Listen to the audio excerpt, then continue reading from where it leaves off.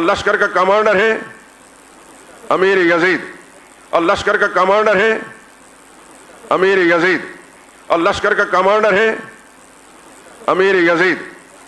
اللہ نے ان باپ بیٹوں کے اندر یہ صلاحیتیں رکھی تھیں۔ آپ کے لیے وہی رائے بہتر ہے جو میری رائے ہے کہ چپ کر کے خاموشی سے بیٹھ جاؤ، نہ لعنت اللہ علیہ کہو اور نہ رحمت اللہ، کیونکہ اگر لعنت اللہ علیہ ہوا تو رحمت اللہ علیہ کہنا قیامت کے دن گلے پڑ جائے گا، اور اگر وہ نکلا لعنت اللہ تو پھر اگر وہ نکلا رحمت اللہ تو پھر لعنت اللہ علیہ کہنا قیامت کے دن کیا پڑ جائے گا؟ گلے۔ تو اس لیے بہتر ہے اجمالی بات کی جائے کہ جو بھی حضرت حسین کے قتل میں کربلا میں شریک تھا، کروڑہا لعنت اس کے اوپر، بس کون تھا ہمیں نہیں، مجھے نہیں پتا، کم از کم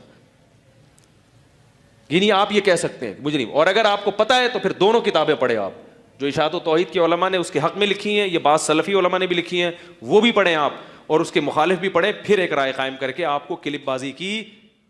میرے بھائیوں اگر مان بھی لیا جائے کہ وہ قاتل ہے، فاسق و فاجر ہے، تو میرے بھائیوں ہماری دعائیں، میں اور آپ ہمیشہ یہ دعا نہیں کرتے اے اللہ سارے مسلمانوں کو معاف کر دے، کرتے ہیں کہ نہیں کرتے؟ تو اس میں یزید شامل ہوتا ہے کہ نہیں ہوتا؟ تو کتنے مسلمان ہیں جو کہتے ہیں اللہ مسلمانوں کو معاف کر دے؟ تو یزید بھی اس میں شامل ہو رہا ہے۔ اور اگر آپ کہتے ہیں کہ یزید اس میں شامل نہیں ہے تو یہ تو آپ بات مانیں گے کہ یزید کے اوپر ایک وقت میں، ایک دن میں ہزاروں لاکھوں لعنتیں ہوتی ہیں، ایسے ہے کہ نہیں ہے؟ اور یہ ساری لعنتیں، یہ ساری گالیاں روز قیامت اس کے لیے نیکیاں بن جائیں گی۔ کیا بن جائیں گی؟ بات ہوئی ہے اب تیری طرف سے شروع، انتہا اب ہم کریں گے۔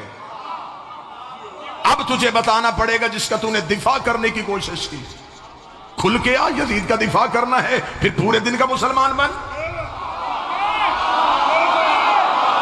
چھپ چھپ کے یزید کا دفاع کیسا؟ پھر پڑھ یزید کا کردار پڑھ، آ ہماری آنکھوں کے سامنے ہم پڑھتے ہیں حسین کا شجرہ، تو بتا یزید کا شجرہ۔ حسین 3 شبان کو مدینے میں بطول کے گھر قرآن بن کے نازل ہوا، یزید شام اور حمص کے درمیانی علاقہ تدمر میں حاکم شام کے گھر عذاب بن کے نازل ہوا۔ یزید کو پیدا ہوتے ہی گھٹی شراب کی دی گئی، حسین نے پیدا ہوتے ہی رسول کی زبان چوسی۔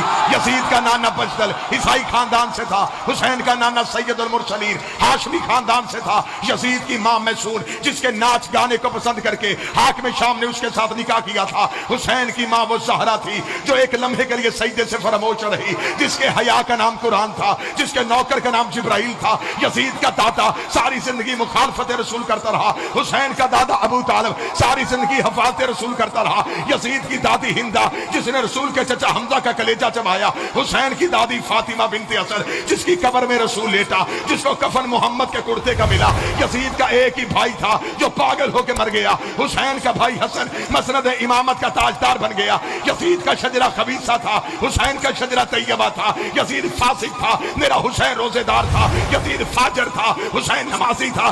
اس لیے 26 رجب کو ولید کے دربار میں کھڑے ہو کے حسین نے یہ جملہ کہا تھا، اور ولید لکھ یزید سے میں تیری بیعت کروں تو کروں کیسے؟ میرے بابے جیسا تیرا بابا نہیں، میرے دادے جیسا تیرا دادا نہیں، میری ماں جیسی تیری ماں نہیں، تجھ جیسا میں نہیں، مجھ جیسا تو نہیں۔